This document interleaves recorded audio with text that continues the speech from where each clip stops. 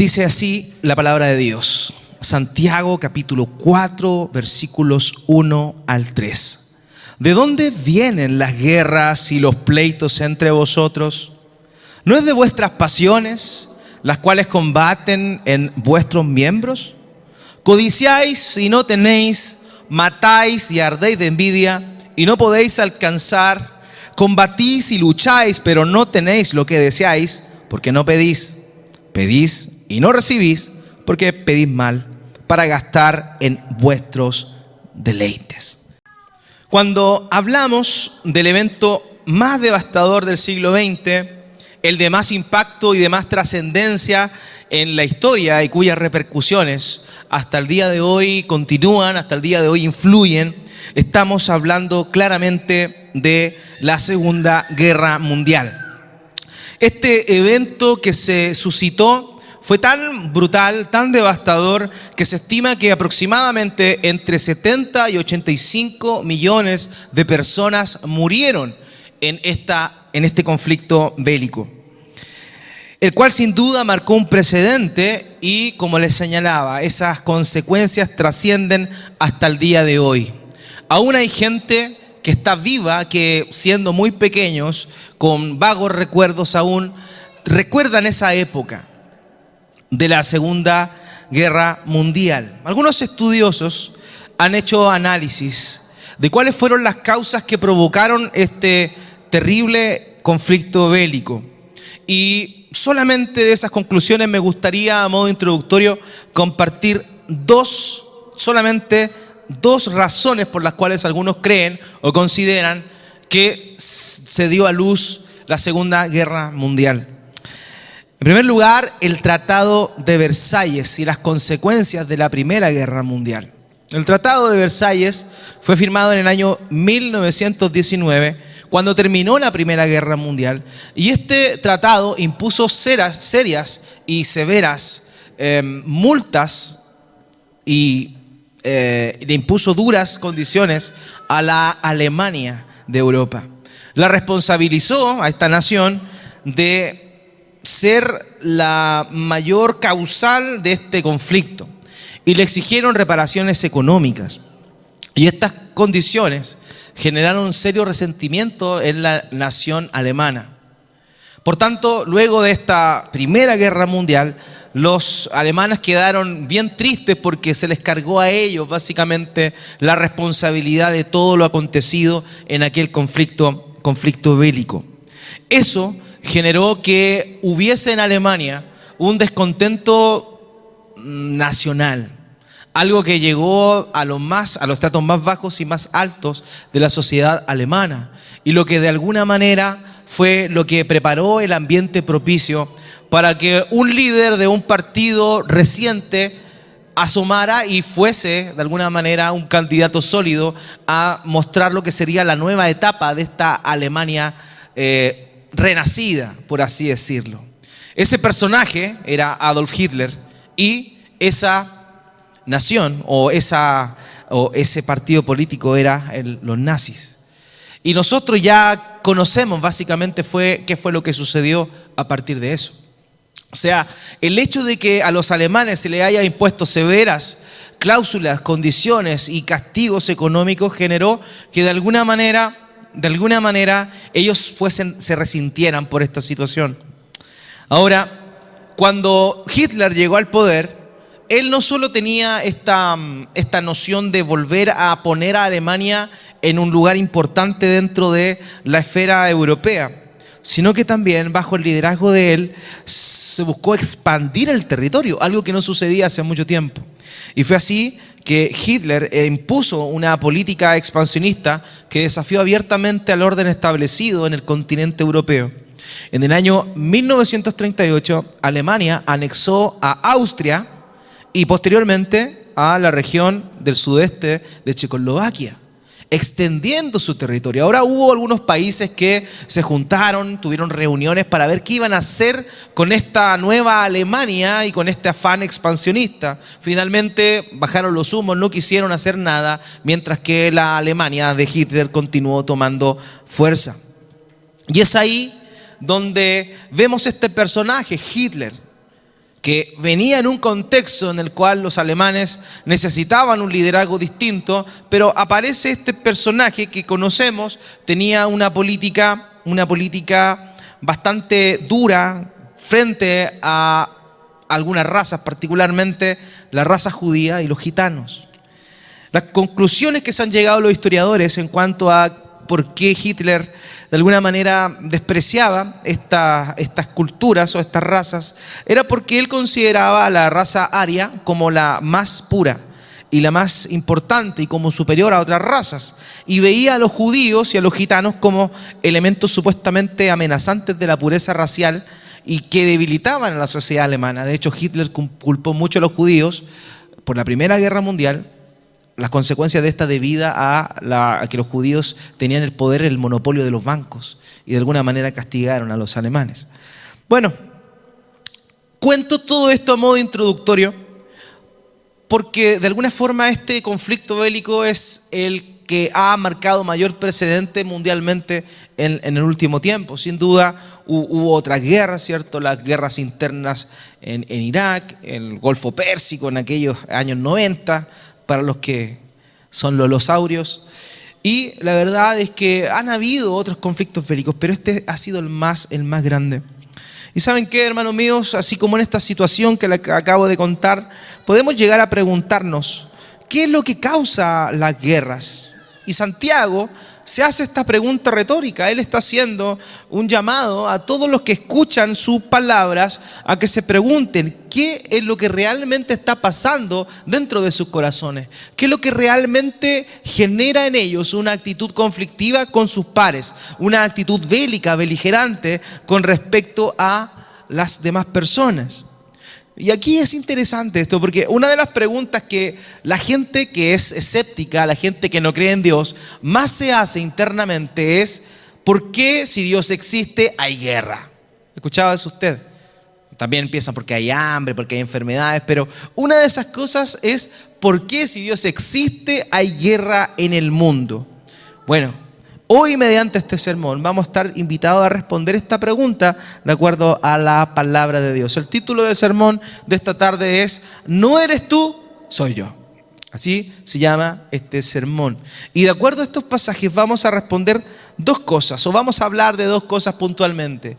En primer lugar, el problema de nuestras pasiones. Eso es lo primero que vamos a estar hablando, el problema de nuestras pasiones. Y en segundo lugar, el problema de nuestras carencias. El problema de nuestras pasiones y el problema de nuestras carencias. En el sermón de la semana pasada analizábamos cómo es que la sabiduría animal, terrenal y diabólica está presente en cada persona que no ha nacido de nuevo y que busca su propio deseo de manera egoísta. Concluimos que, pese a lo que se piensa en cuanto o en torno a la sabiduría del mundo es una sabiduría que busca el propio beneficio. Es una sabiduría bastante egoísta. Es una sabiduría que se jacta de su inteligencia, de su conocimiento, de su poder adquisitivo. Mientras que la verdadera sabiduría, la que proviene de Dios, es aquella sabiduría que imita o emula a nuestro Señor Jesucristo. Él es la sabiduría de Dios, dice Pablo cuando le escribe a los romanos. Cristo, sabiduría y poder de Dios. Cuando hablamos de nuestro Señor Jesucristo, estamos hablando de alguien que se entregó, estamos hablando de alguien que se negó a sí mismo, no escatimó ser igual a Dios como cosa que aferrarse, sino que se humilló a sí mismo y descendió. Tomó forma de siervo, se hizo semejante a nosotros, los seres humanos, y estando en forma de hombre, asumió la muerte en la cruz y se humilló hasta lo sumo. Esa es la actitud de la sabiduría encarnada. Una actitud de desprendimiento, una actitud de despojo, una actitud que no consideraba su propia integridad superior a la de aquellos por quienes quería darse, por quienes quería entregarse. Y saben, amados míos, eso nos muestra el tipo de sabiduría que viene de Dios. Cuando hablamos y obramos en función a la sabiduría, es cuando hacemos cosas que benefician a nuestras personas, pero también benefician al otro. El pecado es lo más poco sabio que existe. ¿Por qué? Porque busca el beneficio personal, pero en desmedro del otro. No olvidemos que la base de la ley de Dios, de la ley moral de Dios, son dos cosas. Jesucristo, nuestro Señor, resumió en 2 puntos neurálgicos lo que significa realmente el pecado. El pecado es no amar a Dios y no amar a tu prójimo. Me preguntaron: Señor, cuéntanos, dinos, ¿cuál es el mayor mandamiento? Y Él dijo: amarás al Señor con todo tu corazón, con toda tu alma, con toda tu mente, con todas tus fuerzas. Y el segundo es semejante: ama a tu prójimo como a ti mismo. Por tanto, el pecado es todo aquello que rompe estos 2 grandes mandamientos. Si no amas a Dios, no tienes a Dios en primer lugar, estás pecando. Si estás buscando tu beneficio personal por sobre el del otro, tú estás pecando. ¿Por qué? Porque eso es faltar a la ley divina, a la ley divina. Por tanto, toda acción que promueve el beneficio personal en desmedro del otro es una evidencia clara de una sabiduría humana, una sabiduría terrenal y diabólica. Dios no está obrando allí. Dios no está trabajando allí, porque la sabiduría de Dios es pura y busca el bien, aunque en oportunidades eso signifique perder, hermanos.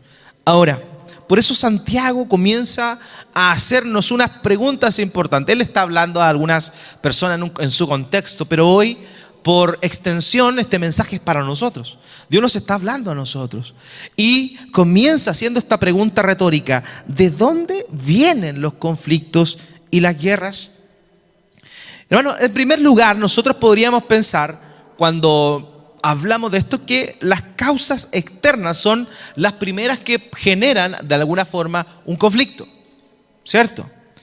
Y estas lo que hacen es permitir que nosotros de alguna manera nos eximamos de nuestras responsabilidades. Cuando buscamos la culpa en un tercero, nosotros estamos saliéndonos de la ecuación inmediatamente. O sea, ¿quién tiene la culpa? Boris tiene la culpa, como dicen algunos.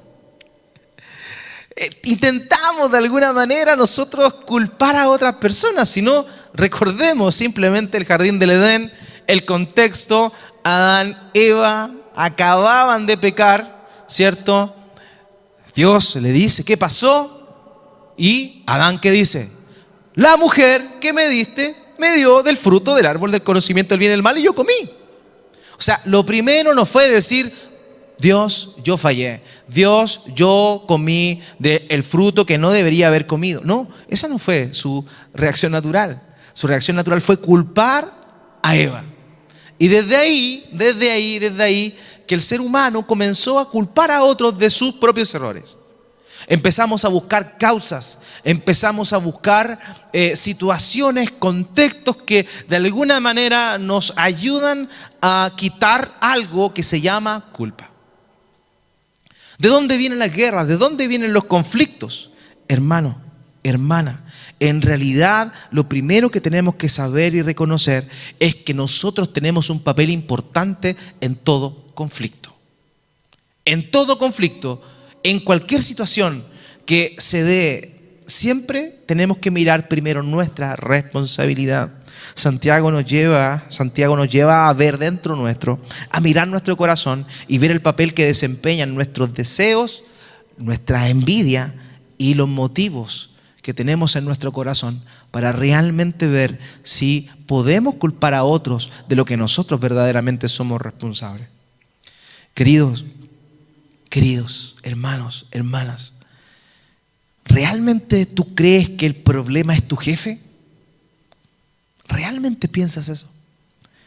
¿Realmente crees que es tu esposo el problema? ¿Tú crees que es tu esposa el problema? ¿Crees que tu madre, tal vez, tu padre cometieron errores contigo y tú eres así por culpa de ellos? ¿Crees tú que tu suegra es el problema? Aunque en algunos casos puede ser. ¿Crees tú que las cosas que nos pasan, los pecados que cometemos, de alguna manera los traemos y somos víctimas de las circunstancias? Saben, hermanos, tenemos 1,000 razones para poder culpar a los demás de todos los problemas que nos pasan. Todos. Podemos culpar a nuestro entorno, las circunstancias, los contextos, etcétera. Pero el gran problema es que nunca reconocemos que la raíz de todos nuestros males y conflictos viene de nuestro propio corazón. Algo de culpa tenemos en las cosas. Algo de culpa tenemos en los conflictos. Algo de culpa está en nuestro corazón cuando hablamos de contenciones. Y repito, lo quiero repetir. Aquí nosotros podemos ver en el versículo 1, acompáñenme, Santiago 4:1. Estoy leyendo la Nueva Biblia de las Américas por si acaso. ¿De dónde vienen las guerras y los conflictos entre ustedes? ¿No vienen de las pasiones que combaten en sus miembros? De alguna manera, Santiago está mostrando la respuesta en forma de pregunta. Porque lo natural es que los hermanos que estaban escuchando esto, porque no olvidemos, la carta era una sola, las cartas eran enviadas para que alguien las leyera públicamente y los demás escucharan el mensaje. Los que estaban oyendo este mensaje, ¿qué se iban a responder? ¿De dónde vienen la guerra y los conflictos entre ustedes? De nuestros enemigos. Ellos son los que pelean contra nosotros. Y él responde la misma pregunta, pero la hace de una manera retórica. ¿No vienen acaso de las pasiones que combaten en sus miembros? O sea, el gran problema es que aquellos que son controlados por sus propias pasiones, que son básicamente aquellos que no han nacido de nuevo, son los que intentan culpar al resto de sus conflictos. Pero una persona que ha nacido de nuevo es una persona que reconoce que tiene parte en los conflictos. Hermanos, siempre hay culpa compartidas. Aquellos que tienen de pronto conflictos matrimoniales, no es uno el problema, es compartida la culpa. Quizá alguno tiene mayor culpa que el otro. Tal vez alguien hizo algo y eso ha generado otras consecuencias, pero en realidad, queridos, todos tenemos algo de culpa. Todos damos quizá motivos o razones para que el conflicto se dé. El tema es que nosotros como cristianos tenemos que reconocer eso. Tenemos que reconocer nuestras responsabilidades. Tenemos que reconocer nuestras culpas, porque son de nuestros corazones que brotan las cosas malas. Y cuando hay más de un pecador en un lugar, es problema seguro. Ahora, cuando hay un pecador que no ha conocido a Cristo y un pecador que sí ha conocido a Cristo, ahí la cosa puede andar un poco mejor. Porque asumimos, o deberíamos asumir, que el pecador que ha conocido a Cristo reconoce que dentro de él hay un animal potencial destructivo para con el de al lado. Mientras que el que no ha creído en Cristo, evidentemente no. Vive así, está muerto en sus delitos y pecados. Su naturaleza es así. Pero aquellos que hemos nacido de nuevo, reconocemos que tenemos una pugna dentro de nosotros, que hay una naturaleza pecaminosa que aunque ya no puede controlarnos, aún así, si les damos rienda suelta, puede llegar a gobernarnos en ciertas circunstancias y hacer que tengamos problemas con los demás. Hermanos, Pablo le dice a Tito en Tito 3:3 lo siguiente, Tito 3:3, porque nosotros también en otro tiempo éramos necios, desobedientes, extraviados, esclavos de deleites y placeres diversos, viviendo en malicia y envidia, aborrecibles y odiándonos unos a otros. En otro tiempo, los cristianos vivíamos así. Hoy no, porque hoy hemos nacido de nuevo. Antes éramos esclavos de estas concupiscencias, de estas pasiones desordenadas, pero hoy día no. Y hoy día cuando nos ganan es porque nosotros le dimos la pasada. Es porque nosotros nos dejamos guiar. De una manera que en lugar de simplemente condenar las pasiones y los deseos como algo malo, lo que está haciendo Santiago es enfocarse en el daño que pueden producir el hecho de dejar florecer nuestras pasiones sin ninguna restricción. ¿Acaso no nacen de sus propias pasiones? O sea, no es la pasión la culpable, es el hecho de que nosotros, habiendo nacido de nuevo, no le ponemos stop a esas pasiones. Porque insisto, el no cristiano no puede, porque está muerto en sus delitos y pecados, mientras que nosotros sí podemos, porque podemos controlar aquello, podemos pedirle al Señor que nos ayude, que nos libre de la tentación y parar. Entonces, hermanos míos, de verdad que esto es importante porque nos lleva a reconocer nuestra culpa en primer lugar, a reconocer nuestra culpa, pero también a no desconocer la potencialidad que existe en nuestra naturaleza pecaminosa. En el versículo 14 del capítulo 1, Santiago dijo, sino que cada uno es tentado y es llevado y seducido por su propia pasión, por su propia concupiscencia. En nuestra propia concupiscencia, hermanos, en nuestra propia pasión, la que nos lleva muchas veces al pecado, porque no la controlamos, porque dejamos que ella obre, porque le damos rienda suelta. Y ahí está el gran problema, queridos, porque los deseos de la carne son contrarios a los deseos del Espíritu. Así lo dijo Pablo cuando le escribió a los Gálatas, en Gálatas capítulo 5, versículo 17. Dice así, porque el deseo de la carne es en contra del Espíritu, y el del Espíritu es contra la carne. Pues estos se oponen el uno al otro, de manera que ustedes no pueden hacer lo que desean. Hay una pugna interna dentro de nosotros, amados. Y lo primero es eso, poder reconocer que las pasiones internas son un problema y que debemos saber que está obrando en nosotros, pero que tenemos el poder dado por Dios de refrenar eso si hemos nacido de nuevo.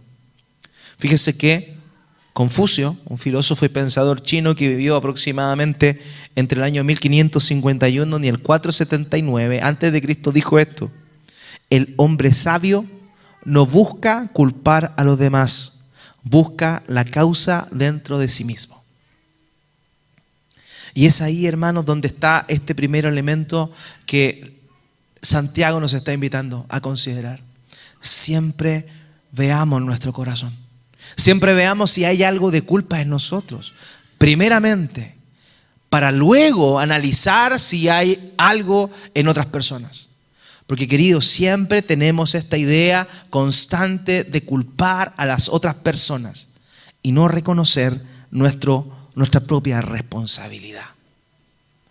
Así que, hermanos queridos, de verdad, todos tenemos miles de excusas.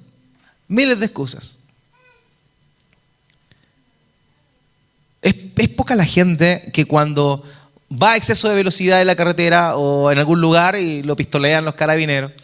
Son pocas las personas que cuando llegan a ese momento, los paran el carabinero, se rinden y dicen, iba a exceso de velocidad. Lo más común, que le diga, lo paran, lo hacen parar, se acercan a la ventanilla, el carabinero le diga, antes de que le diga algo, el culpable diga, ¿qué pasó, mi oficial? Y le dice oficial para subir el rango y para que no le saquen el parte. ¿Qué pasó, mi oficial? Nunca hay una entrega, nunca hay un reconocimiento de la culpa de que en realidad venía a exceso de velocidad. Tratamos de hacernos los tontos con la culpa.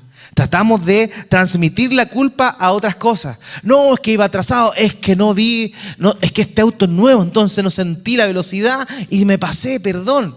No, siempre alguien tiene la culpa y nunca asumimos nuestra propia responsabilidad. Y ahí está el tema, queridos. ¿Por qué? Porque el problema está en nuestro corazón y nosotros debemos reconocer cuáles son nuestras culpas y debemos cuidar nuestro corazón.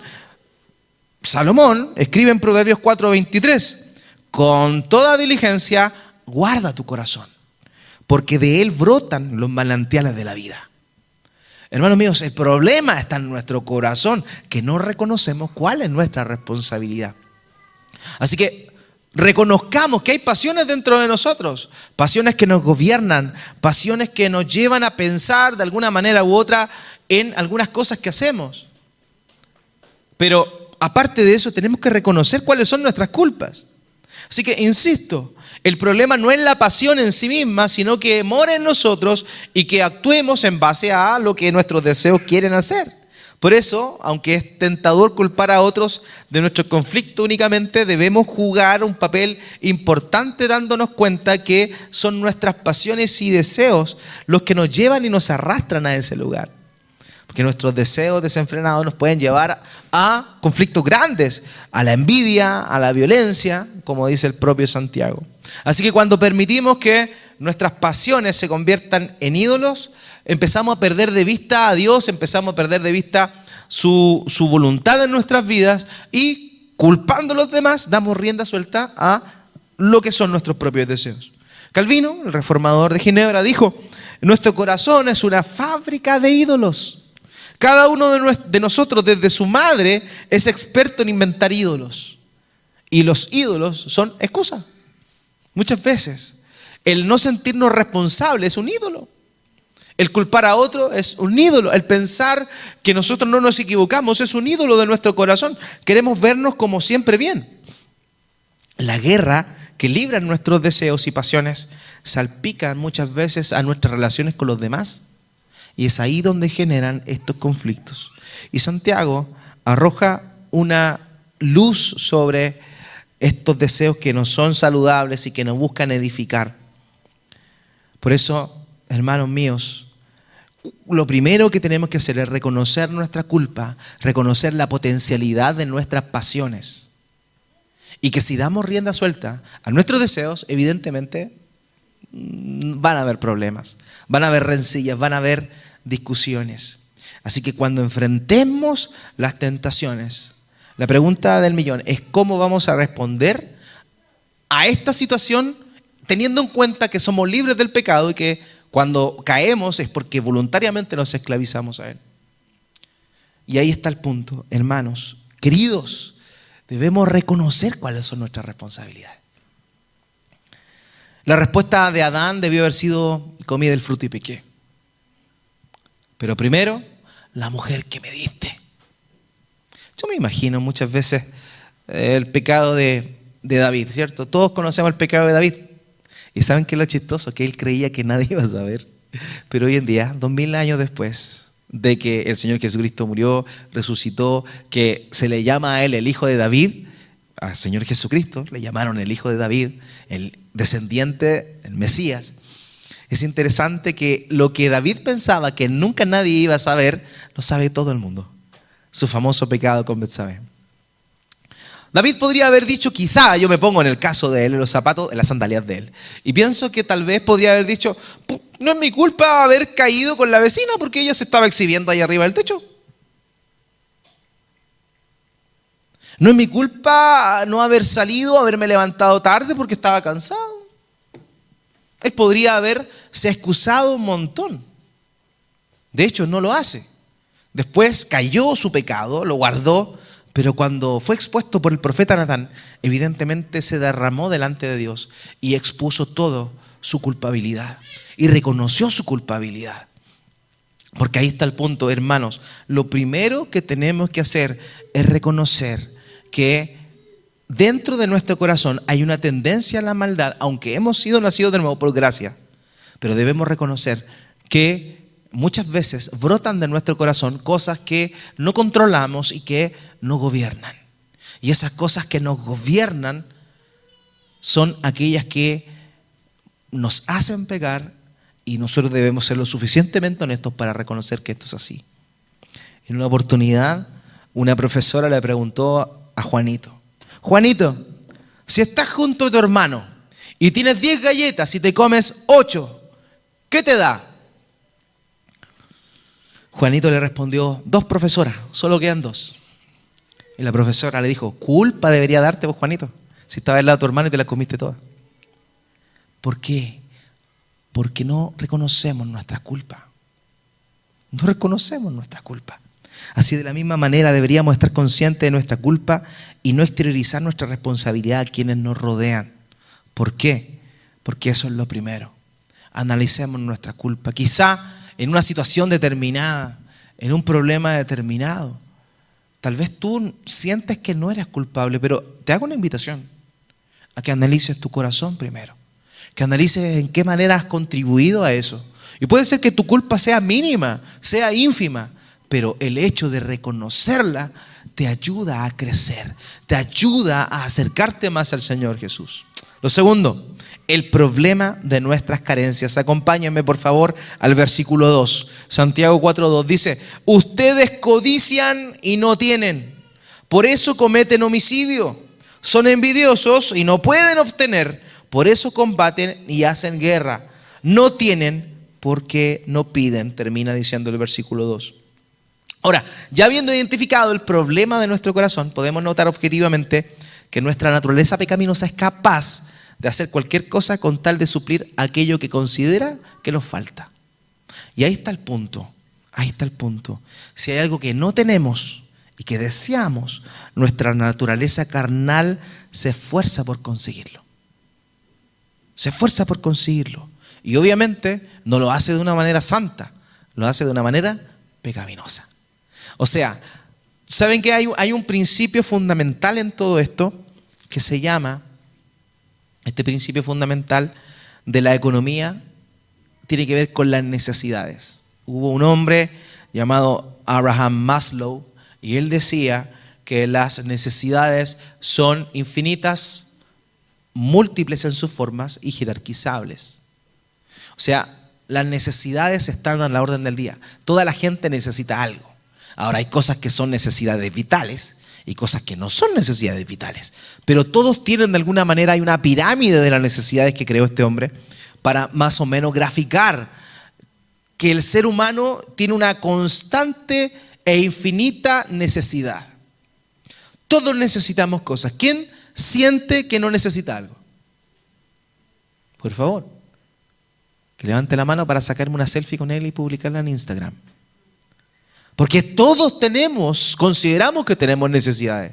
Todos consideramos que nos falta recibir algo más de algo. Nos falta una cuota más porque tiene que ver con nuestra naturaleza de creer que nos merecemos todo. Entonces, como creemos que nos merecemos todo, necesitamos muchas cosas.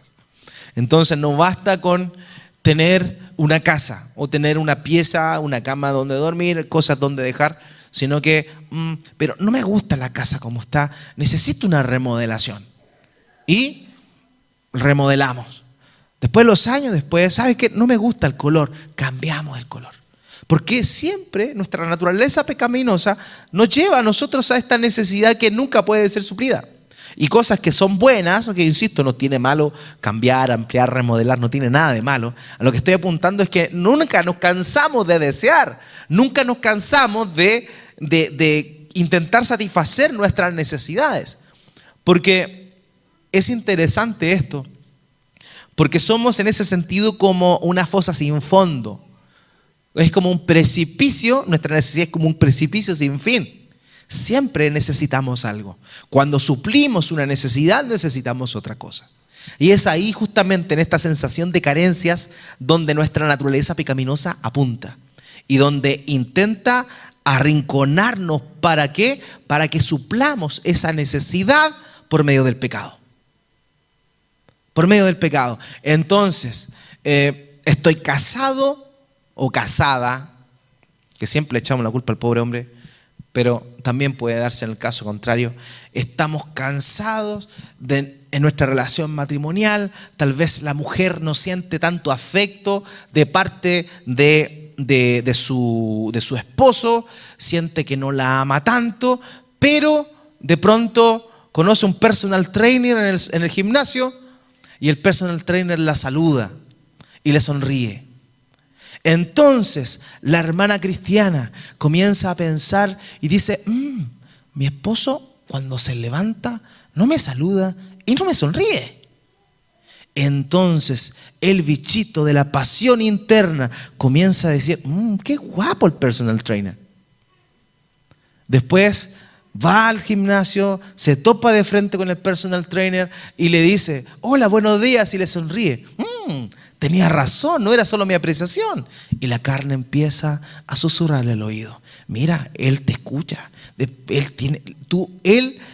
A él le llaman la atención, pero a tu esposo no le llaman la atención. Mira tú. Después empieza a conversar con el personal trainer y el personal trainer le dice, oye, que eres guapa tú y es agradable escucharte. De pronto, en su corazón, en su oído interno, la mujer escucha una voz que le dice, y a tu marido no le gusta escucharte, mira. Y ahí empieza a generarse este bichito de la pasión que intenta después, con esta excusa de la falta de atención a convertirse ¿en qué? En una ocasión potencial de caer.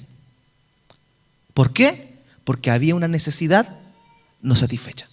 Entonces ahí está el punto, hermanos míos. Hay un problema, las pasiones internas que están ahí, las vamos a tener hasta el día que muramos. Solamente cuando muramos seremos liberados de aquello. Vamos a tener que luchar con ellas hasta el final. Pero también hay un problema de nuestra sensación de satisfacción, de lo que nosotros creemos que merecemos. Y eso muchas veces, llevado por nuestra naturaleza pecaminosa, nos puede llevar ¿a qué? Nos puede llevar al pecado. Es así como esta hermana cristiana hipotética que acabo de exponer, ¿cierto? Al final llegó a una infidelidad en su corazón. Ni siquiera estoy hablando de una infidelidad real. Estoy hablando de una infidelidad en su corazón. ¿Por qué? Porque vio que esta otra persona, este fornido personal trainer de 1,90 m, musculoso y bueno para hablar, estaba satisfaciendo una necesidad que ella pensaba que tenía. Entonces, hermanos, hermanas, le encanta a la naturaleza pecaminosa y a la tentación alimentar nuestra sensación de carencia. Nuestra sensación de carencia. Yo lo he comentado en los estudios del día miércoles. Estamos hablando de nuestro enemigo, el diablo, de nuestro adversario, el diablo. Y yo le recordaba la tentación de nuestro Señor Jesús. Nuestro Señor Jesucristo no nació con concupiscencia porque Él no tenía una naturaleza pecaminosa, tenía una naturaleza humana, pero no una naturaleza pecaminosa como nosotros. Sin embargo, el diablo, cuando lo tienta, ¿qué hace? ¿Apela a qué? A la necesidad física que tenía Él en ese momento. Le dice, ¿tienes hambre? 40 días sin comer, ¿te dio hambre? Perfecto. ¿Por qué no convierte estas piedras en pan? Porque la tentación va siempre orientada a la necesidad. Entonces, hermanos queridos, ojo. ¿Por qué? Porque la carne y nuestras pasiones siempre van a querer satisfacer esas necesidades con pecado. Con pecado. Nunca va a ser de la otra forma. Siempre va a ser pecaminosamente. Por eso es necesario que enfoquemos nuestros pensamientos y nuestro corazón a buscar al Señor y su gloria. ¿Por qué? Porque el propio Señor Jesucristo dijo en Mateo 6:21, porque donde esté tu corazón o donde esté tu tesoro, allí también estará tu corazón. Si nuestro tesoro es Cristo, si nuestro tesoro es la gracia divina, si nuestro tesoro es Dios, obviamente ahí va a estar nuestro corazón. Pero si con esta falsa sabiduría terrenal, animal y diabólica solamente deseamos satisfacer nuestras necesidades egoístamente en desmedro de los demás, vamos a cometer pecado. Vamos a cometer pecado. Nuestras carencias a menudo son el resultado de nuestras pasiones desordenadas y nuestros motivos que están mal dirigidos. Nuestros deseos egoístas es ahí cuando Santiago dice, nos llevan a pedir mal.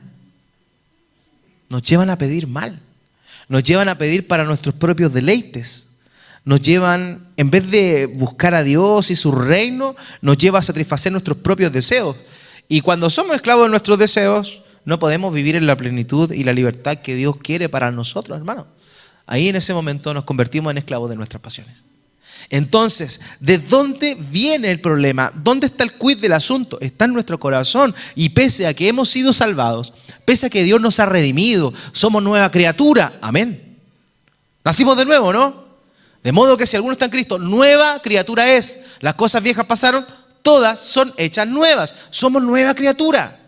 Somos nueva criatura. Pero aún así, la naturaleza pecaminosa, el viejo hombre o la vieja mujer, no es que sean viejas, hermana, no. La vieja mujer, el pasado, la vida pasada, está ahí todavía tratando de manotear, tratando de salvar, se está ahogando y está dando manotazos de ahogado. Y esos manotazos pueden ser lo suficientemente poderosos para que en un momento de debilidad, usted, yo y todos podamos caer en pecado. Hermanos queridos, qué importante es darnos cuenta de esto. Así que si no estamos llenos de Dios, nuestra carne va a intentar conseguir todo de manera pecaminosa. Hermanos, si tenemos necesidad, la Biblia es clara en invitarnos a pedir a Dios. Pero Juan dice en su primera epístola, todo lo que pidamos, si está conforme a la voluntad de Dios, lo vamos a recibir. Pero cuando nuestro corazón no está alineado a Dios y está alineado simplemente a nuestra naturaleza pecaminosa, evidentemente todo lo que pidamos no lo vamos a recibir. ¿Por qué? Es claro. Porque Dios no responde oraciones que no tienen que ver con su gloria. Si la gloria es para ti, Dios no te va a responder. Por eso es que piden y no reciben, porque piden mal, porque piden para sus propios deleites y deseos. Por eso, hermanos míos, es que debemos buscar al Señor. Podemos y debemos reconocer que tenemos este enemigo interno. Hermanos, el problema no es la gente de afuera. El problema, insisto, no es tu esposo, no es tu esposa, no son tus hijos que se rebelan, aunque pueden serlo, pero siempre tienes que ver en primer lugar que el problema de raíz para poder tomar bien una situación eres tú quizá. Y reconocer esa situación. No eres tú, soy yo. Que uno pudiese llegar a esa conclusión. Fíjense que Pablo dice en Romanos 7:23, pero veo otra ley en los miembros de mi cuerpo que hace guerra contra la ley de mi mente y me hace prisionero del pecado que está en mis miembros. O sea, Pablo reconoce esta pugna interna dentro del propio apóstol Pablo. O sea, si Pablo tenía esta pugna interna entre la ley de su mente y la ley de sus miembros, evidentemente nosotros también tenemos que lidiar con esa situación. Así que, hermanos míos, debemos reconocer nuestra culpabilidad, debemos reconocer la potencialidad de nuestra naturaleza pecaminosa, debemos reconocer y notar el peligro que cuando estos deseos que tenemos en nuestro corazón no son llevados a Cristo, no son llevados a la cruz de Cristo, hay un riesgo potencial de que nuestra naturaleza pecaminosa quiera cubrir esa necesidad con pecado. Así que, hermanos míos, qué importante es darnos cuenta de esto y saber que la solución está a la puerta. Porque estos versos nos llevan y nos retan a examinar nuestras pasiones y alinearnos a la voluntad de Dios. ¿Están nuestras luchas y conflictos causados por deseos internos? ¿Estamos pidiendo en oración para satisfacer nuestros deseos egoístas o en realidad para buscar la gloria de Dios? ¿Estamos luchando y combatiendo por tener más, solamente movidos por la codicia y por el deseo de una seguridad personal o prestigio? ¿O buscamos tal vez los recursos económicos como un medio para honrar a Dios, para servir a los demás, para expandir su reino? Hermanos y hermanas, en realidad el llamado de esta tarde de Dios, por medio de su palabra, es a que nos demos cuenta y miremos nuestro corazón.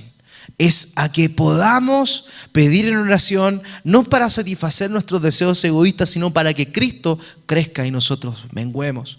Que como dijo el propio Juan el Bautizador, Juan el Bautista, él dijo, es necesario que yo mengüe para que Él crezca.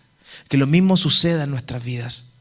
Que podamos reconocer ese enemigo interno, que podamos reconocer esa naturaleza pecaminosa y que podamos reconocer nuestra culpabilidad en los conflictos que existen, en nuestras pasiones desordenadas, pero que podamos también, junto con eso, reconocer que todo esto puede ser rendido a los pies de Cristo. ¿Saben por qué, hermanos? Porque en Cristo hay perdón, porque en Cristo hay redención, porque en Cristo hay renovación. Y esa es nuestra esperanza, porque la palabra de Dios es así, nos muestra como un espejo nuestras imperfecciones.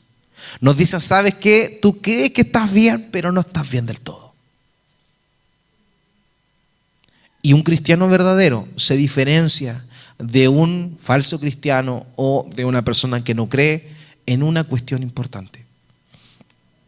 El cristiano verdadero, pese a sus imperfecciones, se acerca a la luz de Cristo para que sus imperfecciones quedan expuestas y pueda humillarse delante del Señor para que lo limpie de su pecado. Mientras que el que se cree cristiano y no ha nacido de nuevo se aleja de Cristo. ¿Por qué? Porque no quiere que su pecado quede expuesto.